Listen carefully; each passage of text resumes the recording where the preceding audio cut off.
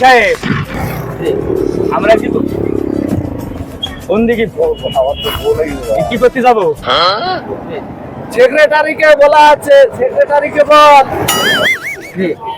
আরে শালা টুটলা, আজকে গোপাল করে বিক্রি করবো শালা টুটলা।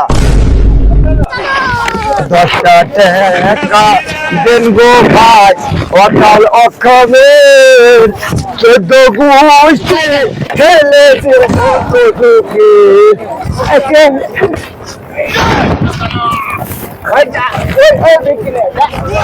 আল্লাহ